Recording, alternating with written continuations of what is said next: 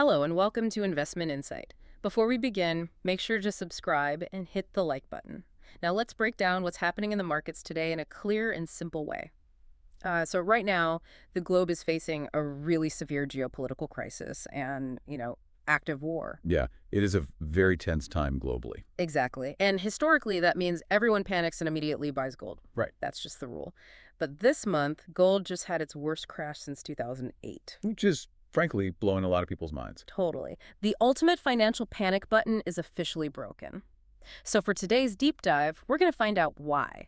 We want to explore the underlying mechanics of why this ultimate safe asset is actually crashing during a crisis. Right, because as we navigate this 2026 economy under President Trump, the global markets are acting in ways that are highly unexpected. Exactly. So we're going to use some everyday examples so you, the listener, can understand exactly how to protect your portfolio. Yeah, to really grasp what the data is showing us right now, we basically have to unlearn everything we thought we knew about how money behaves under pressure. Right. So let's just jump straight into the hard numbers because they're honestly staggering.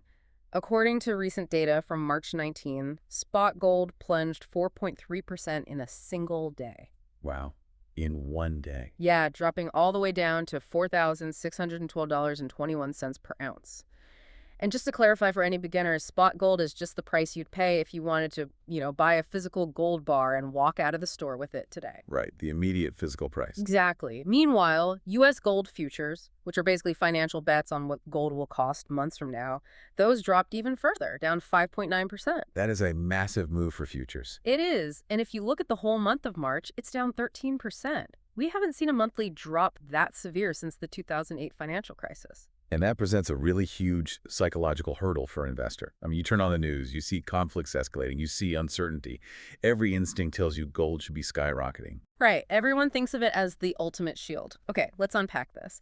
Because I think the easiest way to understand the core problem with gold right now is to just think about how you manage your own cash at home. I like that. Keep it simple. Yeah. So imagine you have $10,000. You have two options. Option A, you stuff it under your mattress. Classic safe haven. Right. It's perfectly safe. No one is touching it. But it earns absolutely zero interest. A decade from now, it is still exactly $10,000. Assuming inflation hasn't eaten it alive, yeah. Exactly. Now, option B, you put it in a bank account or a government bond that pays you, say, a guaranteed 5% in a year. In this scenario, gold is the mattress money. That's a great way to look at it. Right. It's a very shiny, very heavy rock. It sits there and it pays you zero interest. And what's fascinating here is why that mattress money suddenly looks so incredibly unappealing in our specific economic climate right now. Yeah, walk us through that. Why now? Well, it all traces back to the energy markets. The current geopolitical war didn't just cause, abstract fear. It caused massive physical disruptions to global energy supplies. Oh, right, the oil spikes. Exactly. According to recent market analysis, Brent crude oil, which is the major benchmark, shot past $110 a barrel. That is huge. It is. And over in Europe, it's even more extreme. Natural gas prices skyrocketed 107% since late February alone. 107% in a few weeks. That's just wild. And, I want to make sure we connect the dots on how that impacts the average person. Yeah, it's not just pain at the gas pump. No, exactly. When oil goes past $110, it makes the diesel for cargo ships more expensive. It makes the trucks delivering goods to Walmart more expensive. It hits the factories making electronics, too. Right. Energy prices are the baseline cost of civilization. When they double, the cost of literally everything else goes up. And that is the textbook definition of inflation. Absolutely. The causal link is undeniable. And this massive energy shock completely handcuffs central banks. How so? Well, normally, central banks, like the Federal Reserve here in the U.S., they try to manage the economy using interest rates. If things get bumpy, they lower rates to make borrowing cheaper and stimulate growth. Right, the usual playbook. But right now, because energy prices are threatening to drive inflation through the roof again, they just can't do that. Lowering rates would be like pouring gasoline on an inflation fire. So they have to keep rates high. Exactly. They are forced to keep interest rates elevated to cool down spending. Recent data shows the Federal Reserve actually reduced its 2026 rate cut projection down to just one single cut for the entire year. Just one. Wow. Yeah. And over in Europe, the ECB and the Bank of England are dealing with such severe energy crises that they might even be forced to raise rates. So bringing this right back to the mattress analogy, because central banks have to keep rates so high, that option B bank account is offering a really juicy guaranteed return. Exactly. The math changes completely. Right, like when you can get 5% or more risk-free just for holding short-term government paper, the opportunity cost of holding on to zero-yield gold is just too high. Yeah, why hold a heavy rock that pays nothing when the U.S. government is paying you a premium yield? Exactly. So, okay, that makes sense. But it sets up this glaring contradiction for me. What's that? Well, if gold isn't acting as a defensive shield right now to protect investors from geopolitical risk, what actual role is it playing? Because it's still trading in massive volumes. It is, just in the totally wrong direction. Yeah. So what is happening there? That brings us to a concept analysts call a liquidity-driven sell-off. And the data from March 19 shows something highly unusual. Okay, what happened? Investors weren't just selling their risky tech stocks, and they weren't just dumping corporate bonds. They were liquidating stocks, bonds, and gold all at the exact same time. Wait, all of them. But that violates the most basic rule of diversification. It really does. Like, the whole point of a 60-40 portfolio, or holding gold, is that when stocks take a beating, your gold is supposed to go up to balance out the losses. They should be on opposite ends of the seesaw. Under normal circumstances, yes. But in a severe liquidity crunch, gold is being sold off simply because investors desperately need cash. Ah, so it's a cash grab. Exactly. Here's how it works behind the scenes. When the stock market tanks, major institutional investors get hit with margin calls. Right, because they borrow money from their brokers to amplify their bets. Bingo. And when those stocks plummet, the broker calls them up and demands immediate cash deposits to cover the losing bets. If they don't provide the cash right away, the broker forcibly liquidates the whole portfolio. Oh man, so they are just scrambling. Yes, it's a desperate scramble to raise cash today, not tomorrow, today. Let me bring this down to earth for a second, because I think a lot of everyday folks can totally relate to this kind of financial panic. Yeah, give us an example. So imagine you lose your job, and the very next day, you get hit with a massive, unexpected emergency medical bill. The worst case scenario. Right. And your checking account is totally empty. You have to pay this hospital bill tomorrow, or you go into default. Now, you might own a nice house with plenty of equity in it. But you're not going to sell your house to pay the hospital. Exactly. Selling a house takes months. There are inspections, bank approvals. It's a highly illiquid asset. It just takes way too long to turn into usable cash. So instead, you go into your closet, you grab your expensive Rolex watch, and you drive down to the local pawn shop. Ah, I see where you're going with this. You aren't selling the Rolex because it's a bad watch or because the gears broke. You're selling it because it is the easiest, fastest thing you own to turn into hard cash before the sun goes down. That is a perfect analogy. Right now, gold is essentially acting as the global financial market's Rolex. It's the emergency ATM. Exactly. And the data proves your Rolex theory perfectly. Recent flow data shows that gold and precious metal exchange-traded funds saw their second massive net outflow in just 8 weeks. So money is just actively fleeing the asset. Aggressively fleeing. It's being pawned off by major funds to cover margin calls. It is completely transitioned from a safe haven to just a readily available source of emergency funding. Okay, so what does this mean for the whole financial ecosystem? If money is bleeding out of gold and stocks are dropping and bonds are dropping, all that liquidated cash has to be piling up somewhere, right? It does. And if we look at the bigger picture, the data reveals what the true safe haven is right now. What is it? The undisputed king of the crisis right now is the U.S. dollar. Wait, really? Yes. By early March, tracking data showed the U.S. dollar index had risen 1.5% in a single week. Wow, that's a massive move for a currency. It's a tectonic shift. Global investors are abandoning everything else and flooding directly into the dollar. Hold on, so you're telling me the literal paper money sitting in my wallet is a stronger shield against global chaos right now than a physical bar of gold? That is exactly what the data is showing. But that violates every rule we've ever been taught. I mean, paper money can be printed infinitely by the government. Gold has to be pulled out of the earth. How does paper beat gold in a crisis? I know, it sounds totally backwards, but it comes down to the fundamental wiring of the global financial system. Okay, explain that. It's about global trade mechanics. Worldwide, gold is priced and traded in U.S. dollars.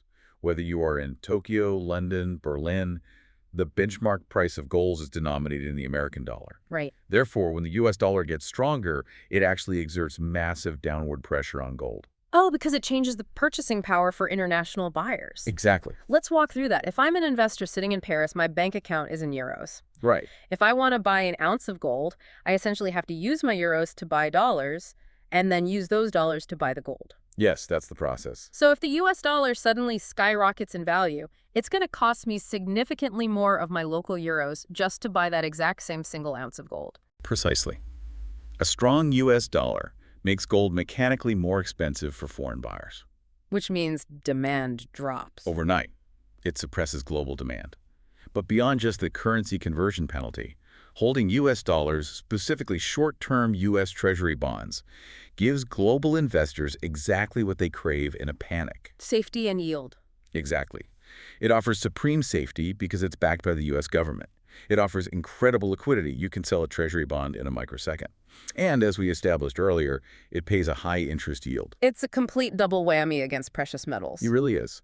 The dominance of the U.S. dollar in this high-rate environment is just completely neutralizing gold's historical reputation. When the safest asset in the world also pays a 5% yield, a zero-yield rock simply cannot compete.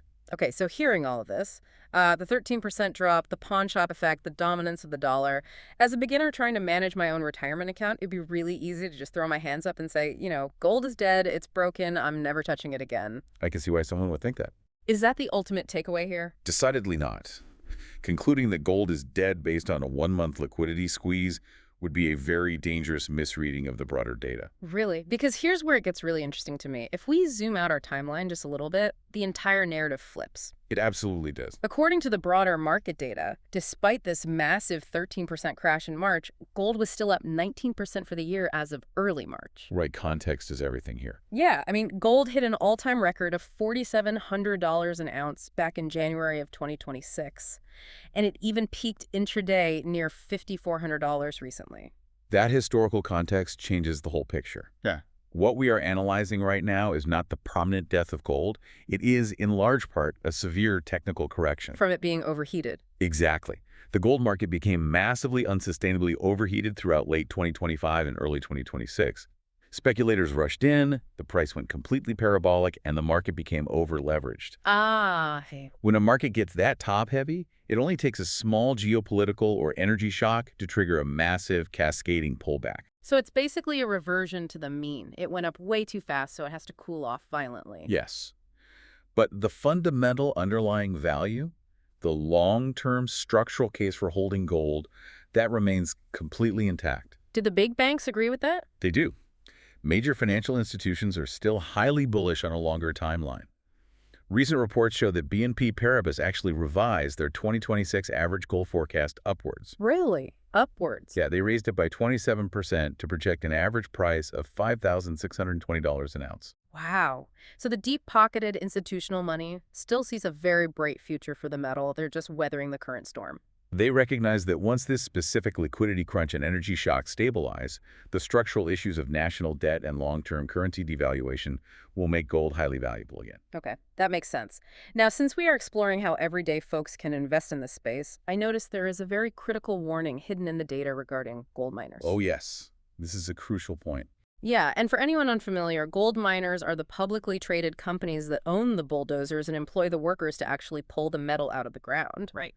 According to recent reports, Canadian gold miner stocks dropped 6% during this same period, and smaller exploratory operations plummeted anywhere from 8 to 12%. Which highlights one of the most common and costly mistakes newer investors make in the commodity space. What's that? They assume that buying shares in a gold mining company is a perfectly equivalent substitute for buying physical gold itself. Right. It's an easy trap to fall into, but it is fundamentally flawed.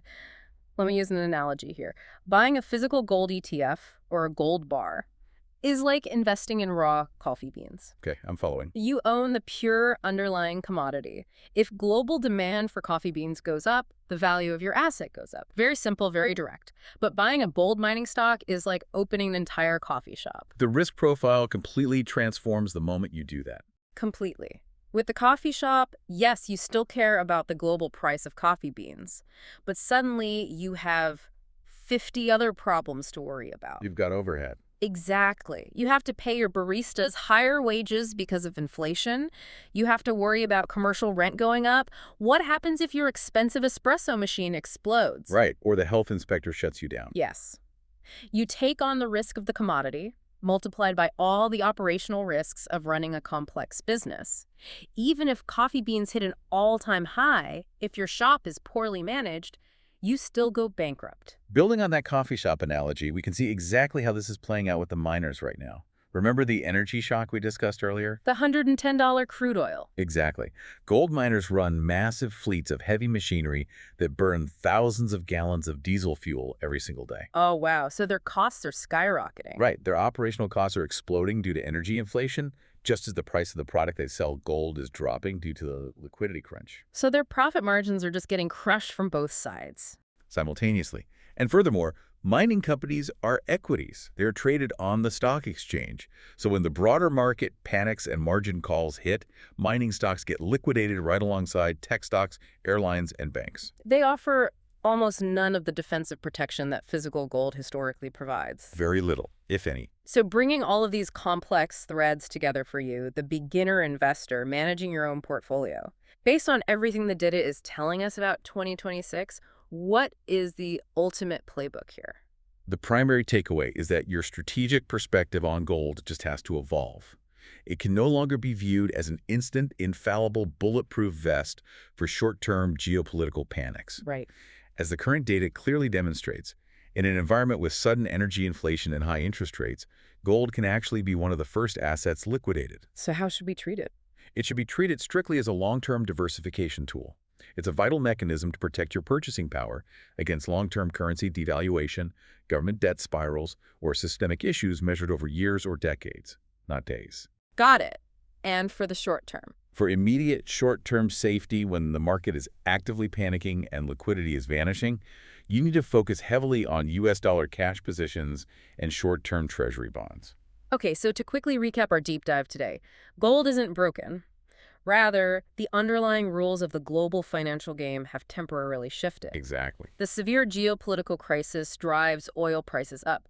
Spiking oil drives widespread inflation up. Central banks are then forced to keep interest rates stubbornly high to fight that inflation. Yep, the chain reaction. And those high rates make the U.S. dollar the absolute king of the crisis, because holding short-term U.S. debt actually pays you a premium yield safely. While gold pays zero. Right. And all the while, gold gets treated exactly like a pawn shop Rolex. It's just an emergency ATM that desperate investors are pawning off to get dollars to cover their stock market margin calls. Grasping that mechanical chain reaction puts you miles ahead of the average market participant who is just blindly following a 50-year-old playbook that doesn't apply to our current inflation dynamics.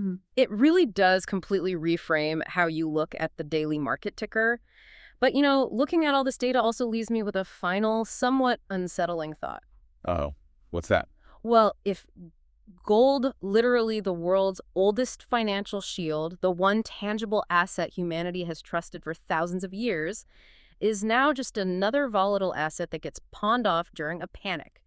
What actually happens to our global financial system if we reach a tipping point where every traditional safe haven falls at the exact same time? That is a terrifying scenario. Right. If stocks, corporate bonds, government treasuries, and physical gold can all simultaneously crash in a desperate scramble for liquidity on a random Tuesday in March, are we entering an entirely new economic era where cold, hard physical cash is the absolute only true survivor in a crisis? It's definitely something to chew on the next time you sit down to rebalance your portfolio. Don't forget to subscribe and hit that like button.